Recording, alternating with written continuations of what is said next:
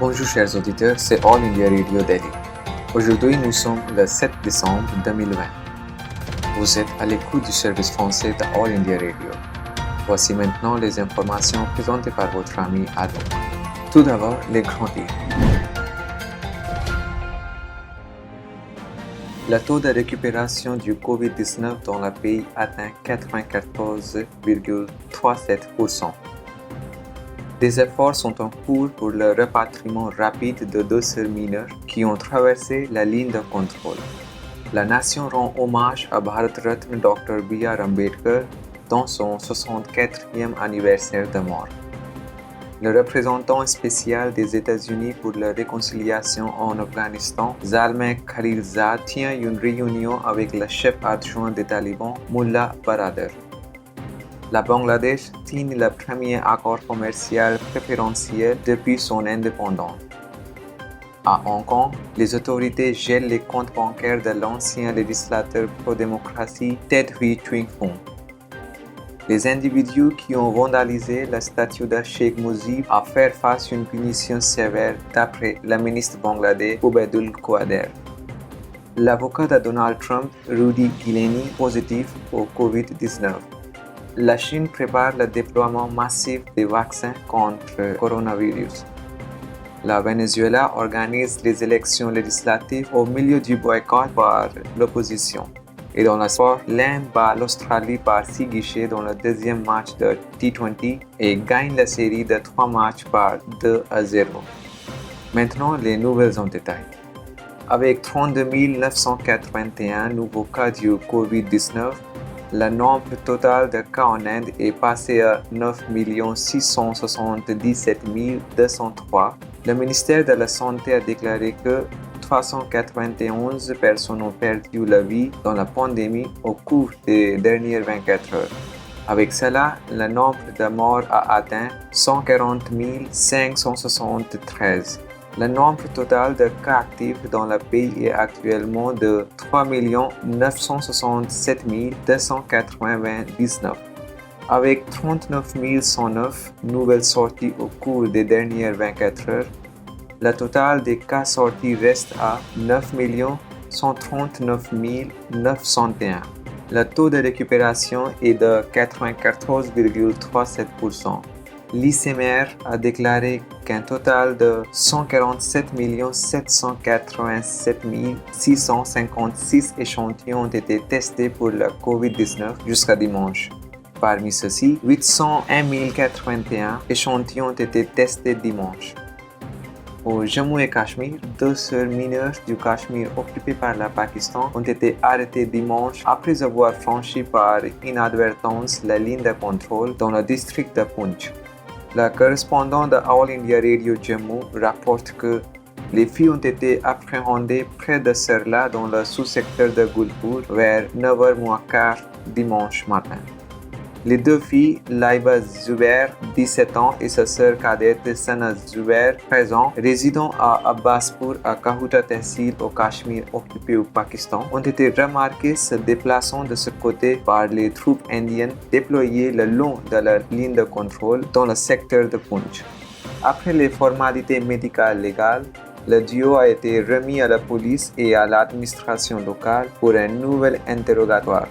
Un porte-parole de la défense a déclaré que des efforts sont faits pour le rapatriement rapide. La nation rend aujourd'hui hommage à Bharat Ratna Dr. B.R. Ambedkar dans son 64e Mahaparinirvan Divas ou anniversaire de mort. Un certain nombre de fonctions sont organisées dans tout le pays pour souligner la contribution de Dr. Ambedkar dans l'édification de la nation. Des dignitaires et parlementaires éminents rendront hommage à l'architecte de la Constitution devant sa statue dans le complexe du Parlement à New Delhi. Le président indien Ram Nath Kovind a rendu de riches hommages à Baba Saheb B.R. Ambedkar à l'occasion de sa journée Mahaparinirvana.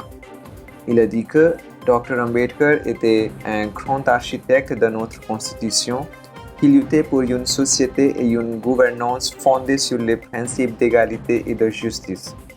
Le vice-président Venkaiah Naidu a rendu aujourd'hui des hommages floraux à Dr. Babasaheb Ambedkar sur son Mahaparinirvan Divas lors d'une brève cérémonie au Raj Bhavan à Chennai. Avec le gouverneur du Tamil Nadu, Banwarilal Purohit, M. Venkaiah Naidu a mis des pétales de fleurs sur le portrait du Dr. Ambedkar. Le Premier ministre Narendra Modi a rendu hommage à Dr. B.R. Ambedkar lors de sa journée de Mahaparinirvan. Dans un tweet, a déclaré M. Modi, les pensées et les idéaux de Baba Saheb continuent de donner de la force à des millions de personnes. Le Premier ministre a déclaré que nous sommes déterminés à réaliser les rêves qu'il avait pour la nation. Le représentant spécial des États-Unis pour la réconciliation en Afghanistan, Zalmay Khalilzad, a tenu samedi une réunion avec le chef adjoint des talibans, Mullah Baradar, et le négociateur principal, Abdul Hakim. D'après les rapports, ils ont discuté du futur processus de paix entre les États-Unis et les talibans et de la libération des prisonniers restants. Notamment, la première réunion du comité de direction du Haut Conseil afghan pour la réconciliation nationale s'est tenue samedi au Qatar. Les États-Unis ont salué la formation et la première réunion du comité de direction du Haut Conseil afghan pour la réconciliation nationale. Réagissant à la réunion, Zalmay Khalilzad a tweeté que le comité sera un organe faisant autorité pour la République islamique d'Afghanistan alors qu'il négociera les termes d'un accord de paix, le partage du pouvoir et un cessez-le-feu permanent avec les talibans. Le Bangladesh a signé son premier accord commercial préférentiel avec le Bhoutan, permettant un accès en franchise de droit à une gamme de produits entre les deux pays. Il s'agit du premier ACPR que le Bangladesh a signé avec un pays étranger. L'accord a été signé dimanche entre le ministre du Commerce du Bangladesh, Tipu Munshi, et le ministre des Affaires économiques du Bhoutan, Lyompo Loknath Sharma, à Dhaka. Cet accord marque les 50 années de relations diplomatiques entre les deux pays. En 1971, le Bhoutan était le premier pays dans le monde, suivi par l'Inde comme deuxième pays, à reconnaître le Bangladesh comme un pays indépendant. Dans le cadre de l'accord, 100 produits bangladais auront un accès en franchise de droit au Bhoutan. En même temps, 34 produits du Bhoutan en bénéficieront au Bangladesh. D'autres produits pourront être ajoutés ultérieurement à la liste sur la base de discussions entre les deux pays. À Hong Kong, les autorités ont gelé les comptes bancaires de l'ancien législateur pro-démocratie Ted Hui Shui-fung après qu'il s'est enfui en Angleterre avec sa famille. Parlant à une agence de presse dimanche via les médias sociaux, le militant pro-démocratie a dit que les comptes bancaires appartenant à sa femme, à ses parents et à lui, à la Banque de Chine Hong Kong, à la HSBC et à la Banque Hong Xiong ont été gelés. Selon certains rapports, la situation à Hong Kong a détérioré après que la Chine a imposé une législation de la sécurité en juin, rendant tout ce que Pékin considère comme subversion, succession, terrorisme ou collusion avec des forces étrangères passibles de la prison à vie. Au Bangladesh, le ministre des Transports routiers et des Ponts et le secrétaire général du parti au pouvoir Awami League, Ubaidul Qadir, a averti que ceux qui ont vandalisé la statue en construction de Bagbandhu Sheikh Mujib à Kushtia feront face à des sévères sanctions judiciaires. S'adressant à une réunion d'Awami League par vidéoconférence, Ubaidul Qadir a déclaré que le gouvernement n'épargnera personne qui fait des remarques, des commentaires ou des comportements désobligeants contre les lois et la constitution du pays. Il a ajouté que la présentation et la préservation du portrait de Bagbandhu était une question statuaire en vertu de la Constitution. Diffamer la statue de Bagbandhu équivaut à une diffamation de la Constitution du pays, a-t-il souligné. Aux États-Unis, Rudy Giuliani, l'avocat du président américain Donald Trump, a été testé positif au COVID-19 et il est soigné à l'hôpital. Le président a tweeté « Remets-toi vite, Rudy, nous poursuivrons la tâche ». Giuliani est le dernier allié de Trump à avoir été testé positif au coronavirus. Le président lui-même, qui a abordé les restrictions à la pandémie et la port des masques avec scepticisme, avait contracté le virus et récupéré en octobre. Les gouvernements régionaux de toute la Chine passent des commandes pour des vaccins expérimentaux développés dans le pays, bien que les responsables de la santé doivent encore préciser à quel point les vaccins fonctionnent et comment ils pourraient être distribués aux 1,4 milliard chinois. Les développeurs ont accéléré les tests finaux, le ministre des Affaires étrangères de la Chine l'a précisé lors d'une réunion de l'ONU la semaine dernière. La Grande-Bretagne a approuvé l'utilisation d'urgence du vaccin de Pfizer et les fournisseurs se démènent pour mettre en place leur distribution. Les experts de la santé interrogent pourquoi la Chine utilise des vaccins expérimentaux à grande échelle maintenant que la pandémie est bien en contrôle dans ses frontières. Au Venezuela, le décompte des voix des élections législatives est en cours qui devrait donner au président socialiste Nicolás Maduro le contrôle du seul organe officiel encore contrôlé par l'opposition. La majorité des partis d'opposition boycottent les élections législatives d'après les rapports de BBC. Le boycott est dirigé par le leader d'opposition Juan Guaidó qui mène une lutte de pouvoir avec M. Maduro depuis 2 ans. Les États-Unis et plus de 50 autres pays reconnaissent M. Guaidó comme le dirigeant légitime du Venezuela.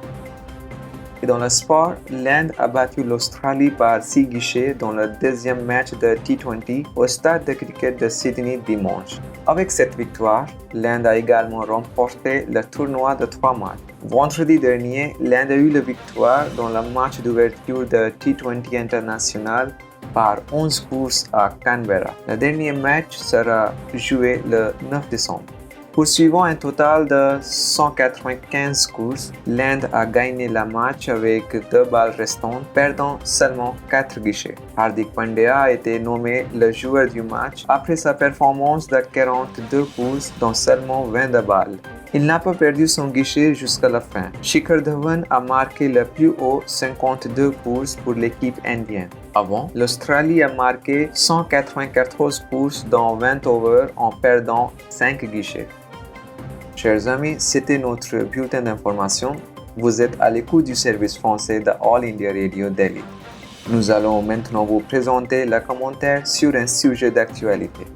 Le commentaire d'aujourd'hui porte sur le renforcement des liens entre l'Inde et les pays-nations CLMV. Le 6e conclave d'affaires Inde-Cambodge, RDP-Laos, Myanmar et Vietnam, CLMV, s'est tenu via la plateforme virtuelle.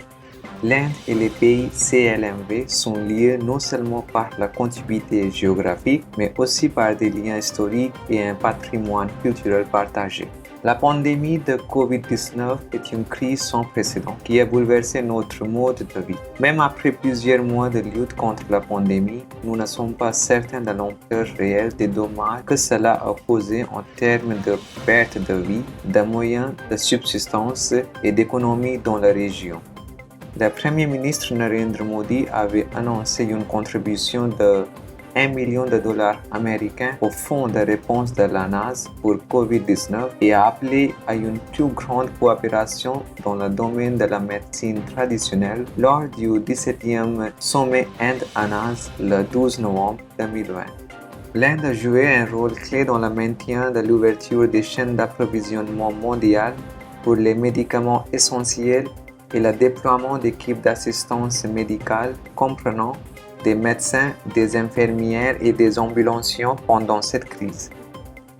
Il n'est pas exagéré que l'Inde ait gagné le titre de pharmacie du monde en mettant à disposition des médicaments vitaux de qualité à un prix abordable pour toutes les personnes nécessiteuses dans le monde. S'adressant à la réunion, le ministre des Affaires extérieures, Dr. S. Jaishankar, a souligné la coopération de l'Inde en matière de COVID-19 avec les pays CLMV. L'Inde a fourni des médicaments et des fournitures médicales à la RDP de Laos et au Myanmar. L'Inde estime que la recherche d'interventions pharmaceutiques efficaces pour COVID-19 est un effort continu et collaboratif.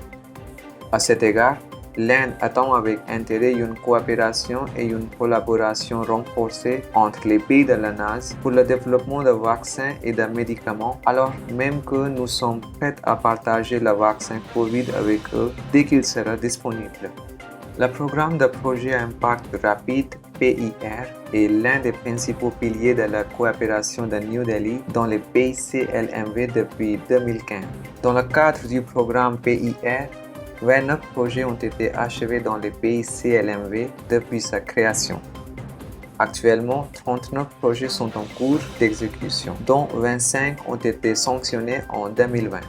Un nouveau domaine de coopération, à savoir la gestion des ressources en eau, a également été ajouté dans le cadre du programme PIR cette année, dont 7 projets ont été sanctionnés au Vietnam, visant à construire des infrastructures pour une gestion efficace de l'eau dans ces zones sujettes à la sécheresse. L'Inde estime que la promotion des entreprises et des investissements privés est essentielle pour la croissance dans la région CLMV. À cette fin, un fonds de développement de projets intitulé PDF CLMV Fund avec un corpus de 5 milliards de roupies ont été créés par le gouvernement indien afin de catalyser les investissements du secteur privé indien dans la région CLMV en mettant en place des centres de fabrication dans les pays CLMV. À cet égard, actuellement, 2 projets au Myanmar et un projet chacun au Vietnam et au Cambodge ont été identifiés pour une collaboration avec le secteur privé indien. Le développement des infrastructures et de la connectivité est un domaine vital de coopération entre l'Inde et les pays du Mekong, qui comprend tous les pays CLMV plus la Thaïlande. À cet égard, l'Inde a accordé ses lignes de crédit à la région du Mekong, décaissant un total de 580 millions de dollars américains pour divers projets comprenant la production d'énergie hydroélectrique, la connectivité numérique, l'électrification rurale, les périmètres d'irrigation, l'installation de lignes de transport et la construction des instituts d'enseignement. Des travaux sont en cours pour l'opérationnalisation rapide de l'autoroute trilatérale Inde-Myanmar-Thaïlande et une proposition est également examinée par la RDP de Laos pour l'extension vers l'est de l'autoroute trilatérale IMT. L'Inde et les pays CLMV ont une longue histoire et une connexion culturelle entre eux. L'Inde est engagée dans la restauration de la préservation de nombreux sites du patrimoine mondial dans les pays CLMV, notamment les travaux de restauration du temple Ta Prohm et du temple Priyavihar au Cambodge, Wat Phu au Laos, le temple Mae Son au Vietnam et le temple Ananda au Myanmar. L'Inde a également créé un musée du textile traditionnel asiatique MJC à Siem Reap au Cambodge dans le but de préserver et de mettre en valeur le patrimoine textile riche et dynamique de la région du Mekong-Ganga. Parlant de la vision de l'Inde sur l'Indo-Pacifique, dont les pays CLMV font partie, le ministre des Affaires extérieures a déclaré que l'Inde envisage une région Indo-Pacifique libre, ouverte, inclusive et fondée sur des règles, en mettant l'accent sur la centralité de la NAS, le respect de la souveraineté et l'intégrité territoriale de toutes les nations de la région, la résolution pacifique des différends, l'évitement de l'usage ou de la menace de recours à la force et bien sûr le respect des lois, règles et réglementations internationales. L'objectif de l'Inde est un engagement à multiples facettes avec tous les pays de la région et ceux qui ont des intérêts afin de renforcer la sécurité et la croissance pour tous dans la région. Vivre et laisser vivre est l'éthique civilisationnelle partagée de l'Inde et des nations CLMV. Chers amis, vous venez d'écouter le commentaire dont le texte a été rédigé par Kaushik Roy et la traduction a été faite par Savita Pitaneja. Chers amis, c'est All India Radio Delhi. Nous venons maintenant à la fin de notre programme d'actualité. Merci.